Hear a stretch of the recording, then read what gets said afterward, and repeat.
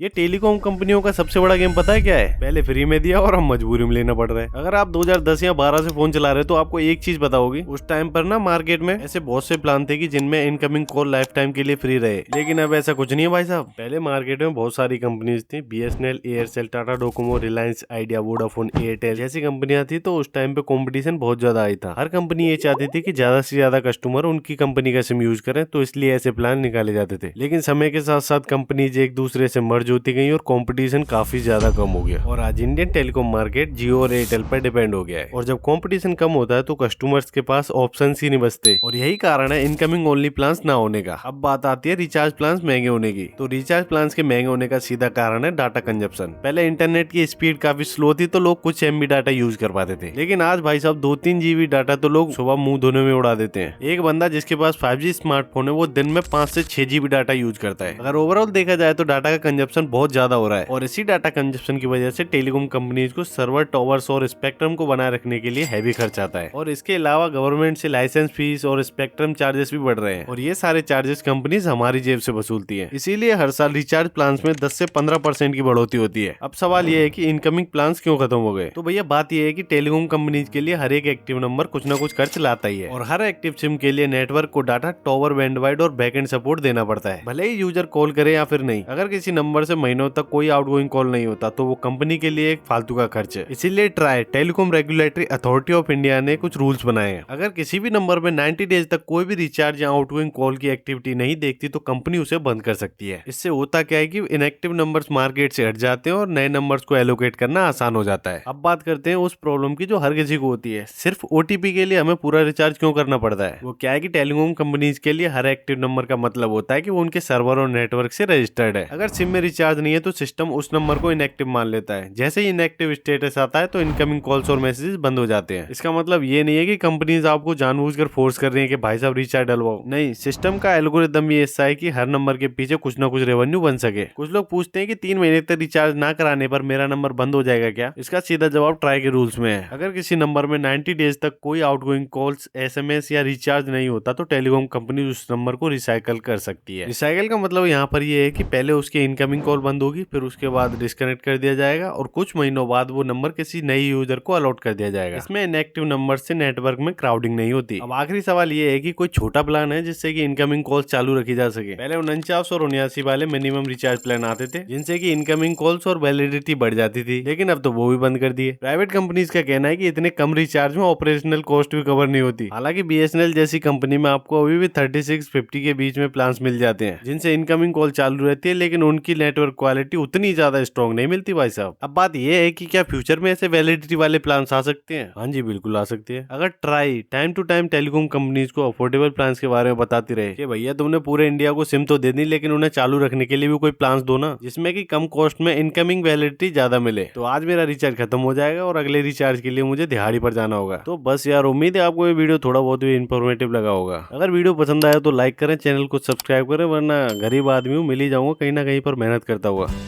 ये जो हंस रही है दुनिया मेरी नाकामियों पे ताने कस रही है दुनिया।